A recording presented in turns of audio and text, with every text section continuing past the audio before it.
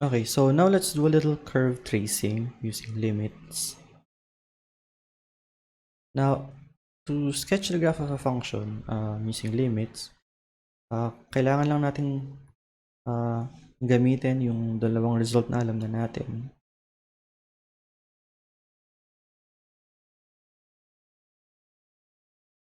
Okay, so ito yung dalawang results na yun. Recall lang natin. If the limit of f as x approaches 3 from the left is equal to positive or negative infinity, or the limit of f as x approaches c from the right is equal to positive or negative infinity, then yung line na x equals c is a vertical asymptote. So when we do curve tracing, we'll be using asymptotes as a guide when we sketch the graph of a function.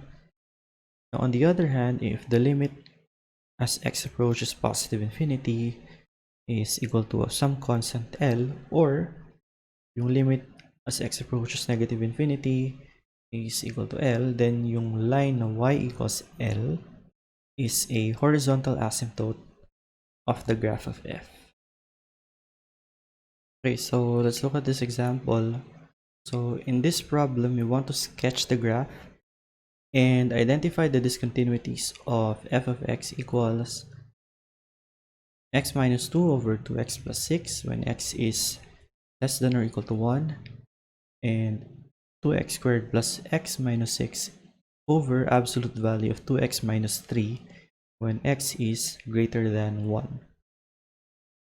Now, since in the process of identifying the discontinuities, nagko-compute din tayo ng limits, and we're determining whether some of those limits is equal to positive or negative infinity. So you might as well actually start with identifying the discontinuities first before we actually sketch. Yung information na magagather natin, once we have identified the discontinuities, we can also use that to sketch the graph. So, balikan natin yung isang example natin kanina. So, ano nga ba yung mga values ng x na chinek natin nung naghahanap tayo ng mga discontinuities? So, una, endpoints of intervals. Pangalawa, values on which f is not defined. So, dito sa function natin, meron lang naman tayong isang endpoint ng interval, which is x equals 1. So, start with that.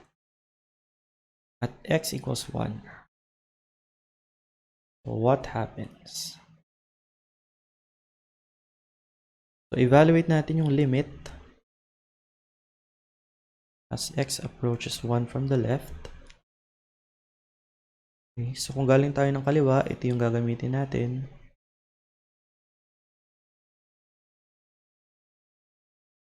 It will be x minus 2 over 2x plus 6. Okay? Hindi naman undefined yung function natin kapag x equals 1. So we just need to evaluate the function at x equals 1.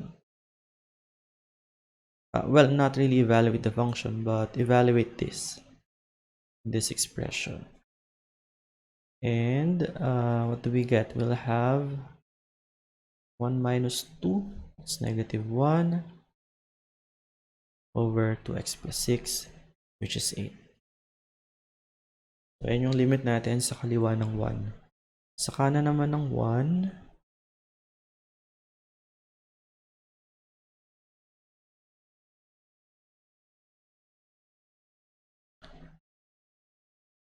so x will take values greater than 1, so ito yung gagamitin natin. 2x squared plus x minus 6 over 2x minus 3. Absolute value of 2x minus 3. Yeah. Actually, gusto ko lang maging safe when I wrote these parentheses, but they're not really necessary. Okay. So again, itong expression na to ay defined naman when x equals 1. So we just need to do simple substitution. Okay. So we will have 2 plus 1 minus 6. That's negative 3. And then on our denominator, we will have absolute value na 2 minus 3, that's negative 1. Absolute value is 1. We will just have 1. And the limit is equal to negative 3. Okay? So, dahil magkaiba yung limit natin, meron tayong jump discontinuity. Jump essential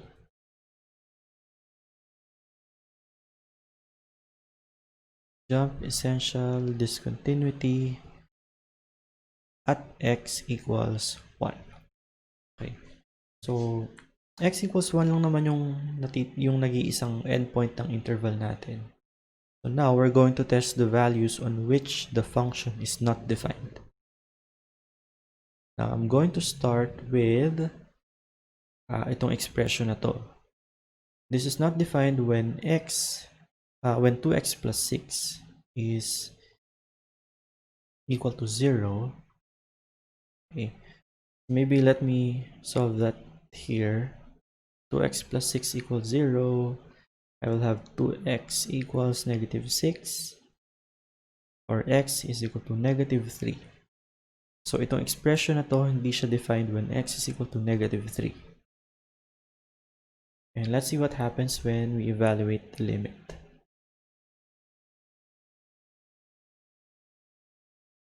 Start tayo sa limit from the left. Okay. Negative 3, ito dapat.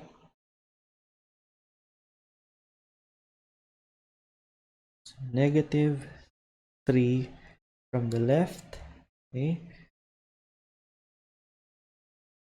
Now, negative 3 is of course less than 1, so we will still use this.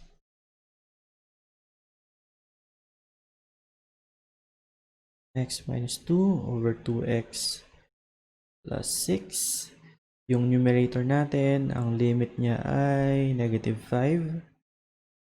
Yung denominator naman natin, ang limit ay 0. But how will it approach 0? It will approach 0 from the left. So therefore, the limit is positive infinity. Kung galing naman tayo sa kanan ng negative 3,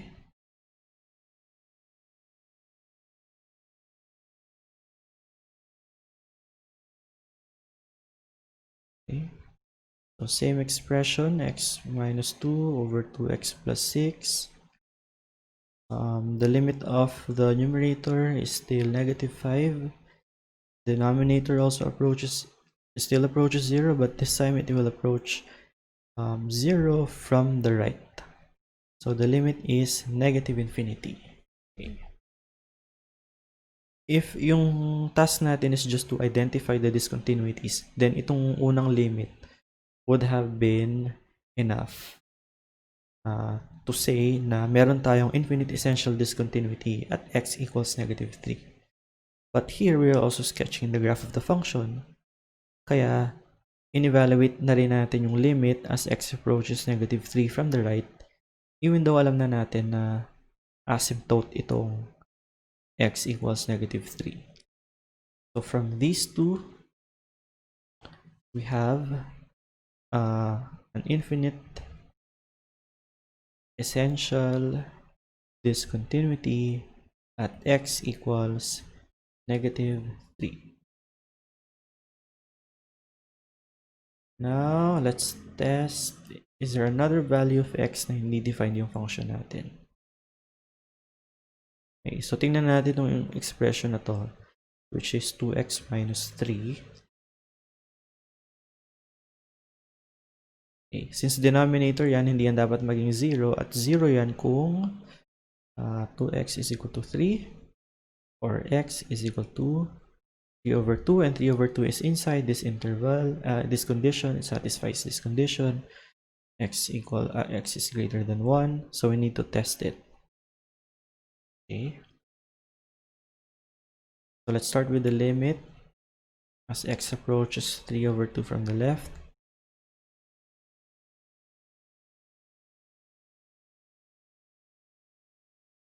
We have 2x squared plus x minus 6 over absolute value of 2x minus 3. Okay. So yung numerator natin,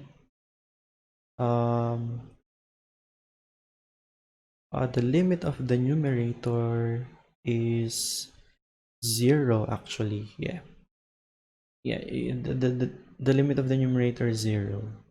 Now, the limit of the denominator is also 0. So, meron tayong 0 over 0. So, kailangan nating i-factor out itong numerator natin.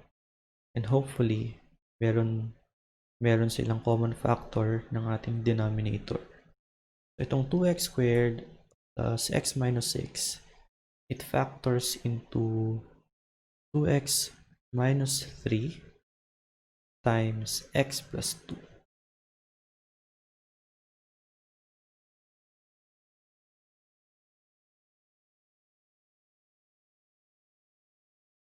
Now, meron tayong 2x minus 3 sa numerator at absolute value of 2x minus 3 sa denominator. Paano natin makakancel yun? They're not exactly the same. Well, balikan natin yung definition ng absolute value. Kapag greater than or equal to 0, yung absolute value ay x lang. Kung less than 0 naman, yung absolute value ay negative x. So, when x approaches 3 over 2 from the left, ano yung mga values na kukunin ng 2x minus 3?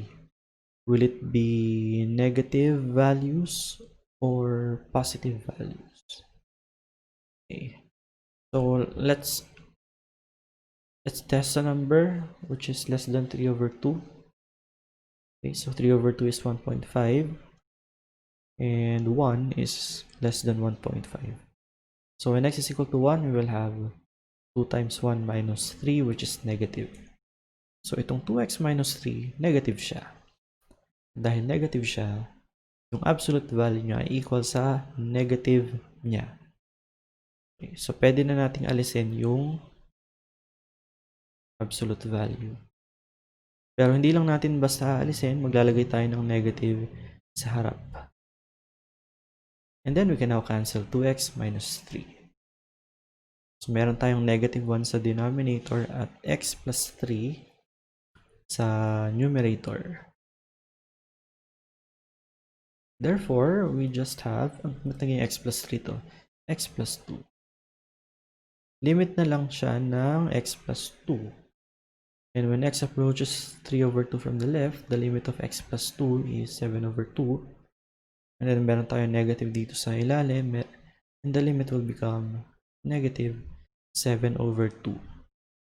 Now, I want you to evaluate the limit as x approaches 3 over 2 from the right.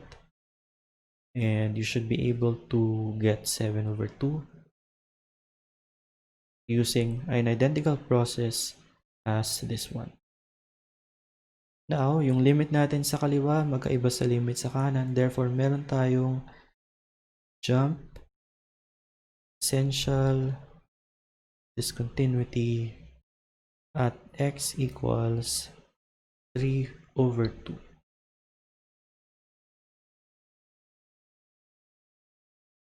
Now, I think we're ready to sketch the graph of the function. Let me do that in the next page.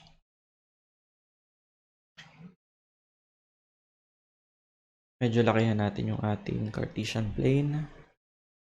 And then let's mark the values that we tested, 1, negative 3, and 3 over 2.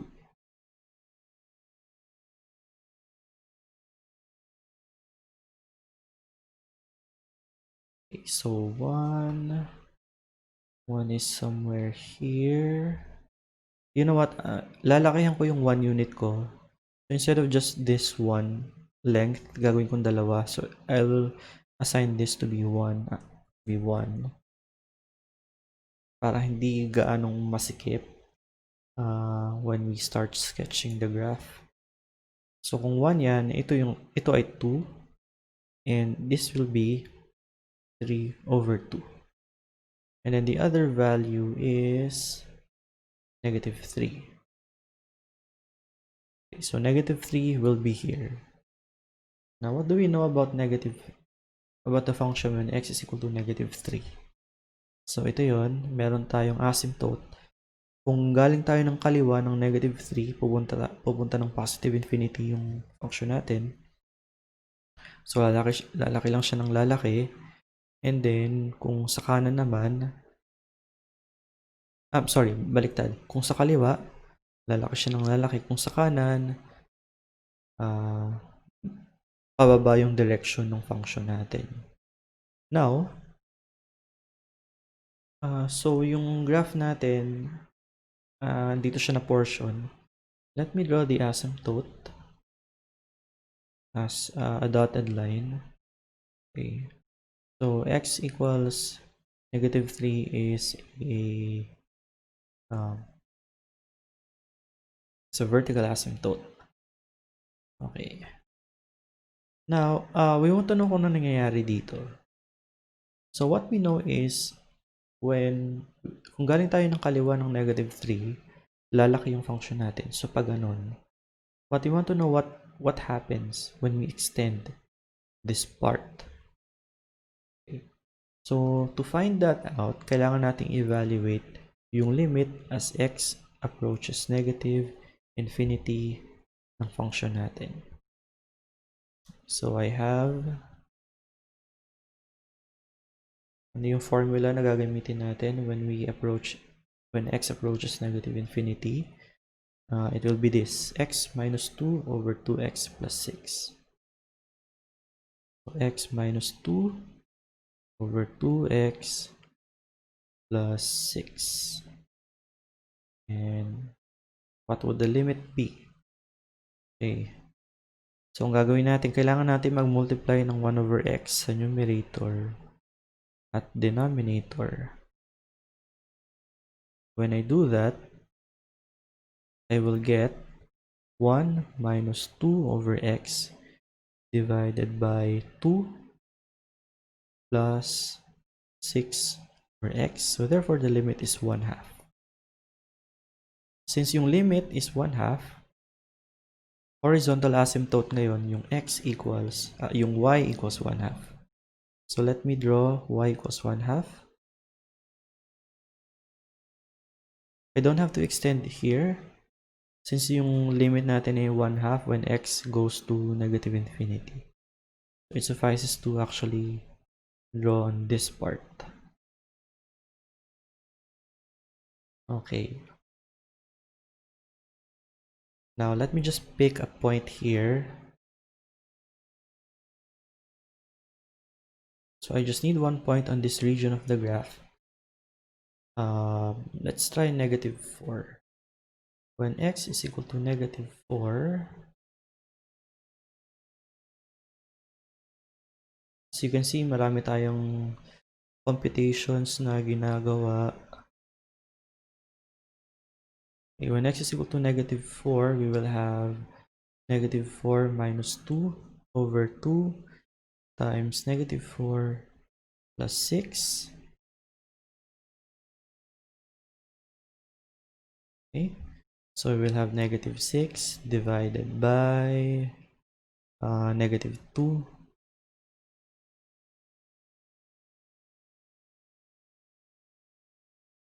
Yep, so we have 3. So therefore, we have the point negative 4, 3. Negative 4 is here and 3 is here. 1, 2, 3.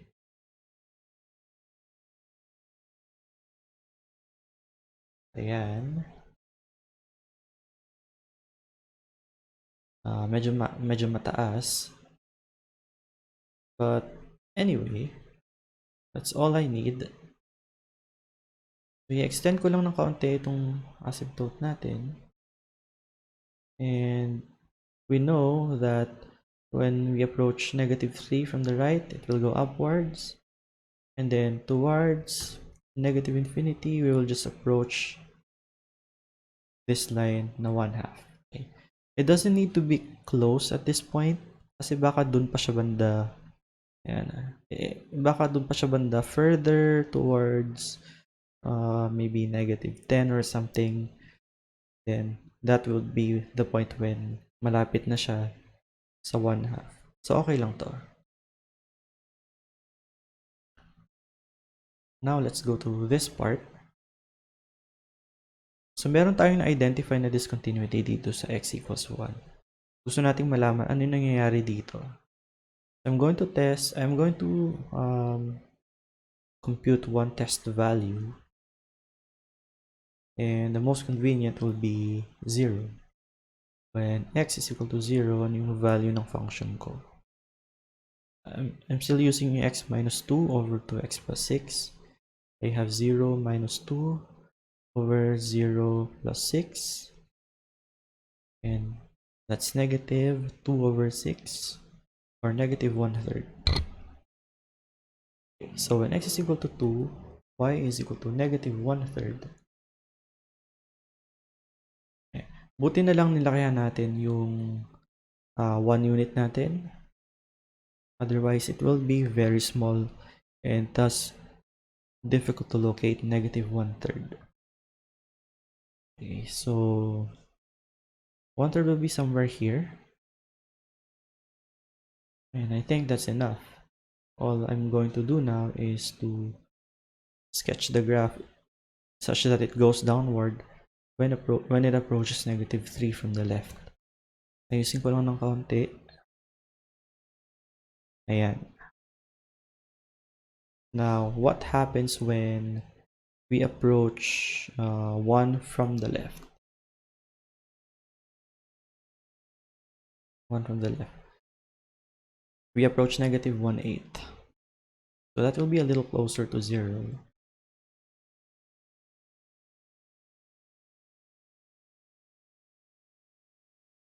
Okay. So maybe here, that will be my approximation of the point 1 over 8. Yan. But should I include that point in the graph of the function? Yes. So that point is included, and I will shade that. And since if we go back to the definition of the function, ito, kasama yung 1, x equals 1 dito.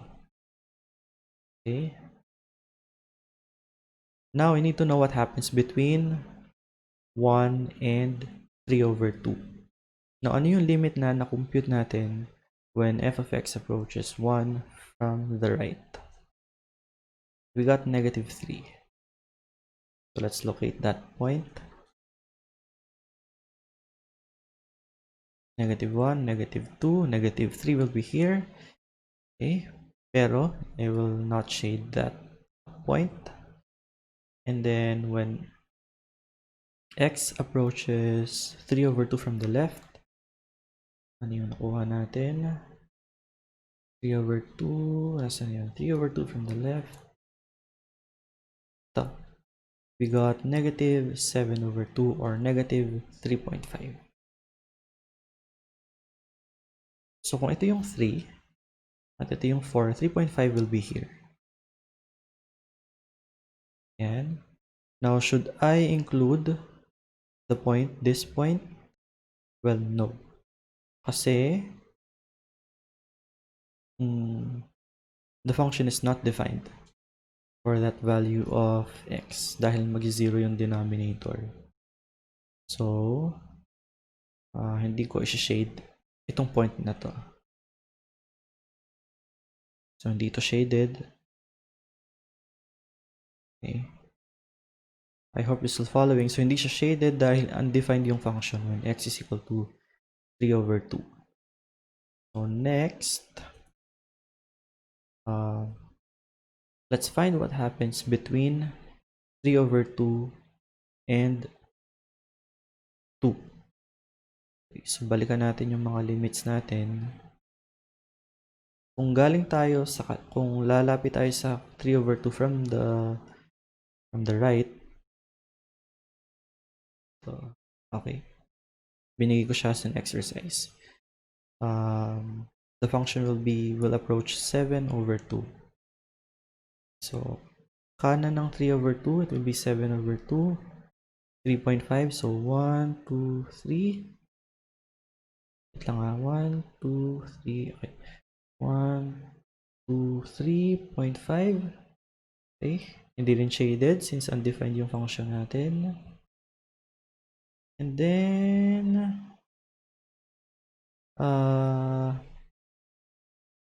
x equals 2. What happens? Balikan natin. X equals, no. Hindi siya kasama. Okay, so hindi kasama itong 2. Nilagay ko lang siya just to label this tick mark.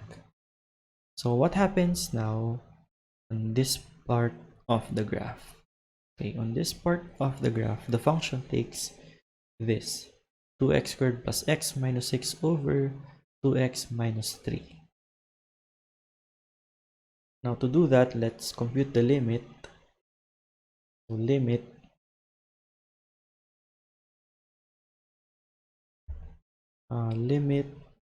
as x approaches positive infinity ng f of x. So that's equal to the limit as x approaches positive infinity ng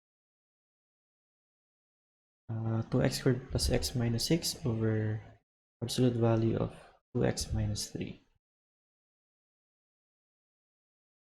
2x squared plus x minus 6 over absolute value of 2x minus 3. Okay, yung x natin papuntang infinity. Okay, so itong 2x minus 3, it will eventually take positive values. Well, actually, it will take positive values since nasa kanan na tayo ng 3/2. So, pwede ko nang alisin yung absolute value. Okay, so 2x minus 3 na lang yan. And then, kanina na factor out na natin tong numerator as 2x minus 3 times x plus 2. So, pwede nating i-cancel yung 2x minus 3. Matitira x plus 2 and the limit of x plus 2 is positive infinity. Okay, so dito sa part na to ng graph, sa kanan ng 3/2 and then towards positive infinity, yung function natin ay equal sa linear function ng x plus 2. So tataas lang to ng tataas. Okay, unfortunately, medyo beyond the bounds na of this thing that I drew. Let me see if I can do something about this. Gusto kong ibaba itong pinagsusulat natin.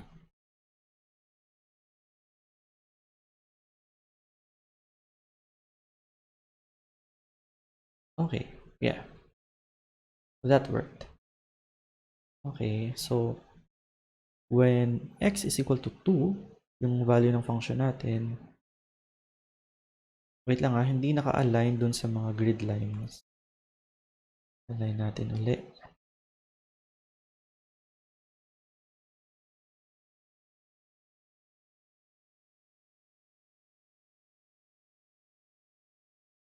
Ayan. Okay, naka-align na. Again, when x is equal to 2, the value of the function is equal to 4. So, locate natin yung point na yun. So, x equals 2, y is 4, 1, 2, 3. Well, fortunately, it's still within the Cartesian plane that we set up. So, kukonek ko lang to. Linear lang naman to. So, I'll just connect the 2 points.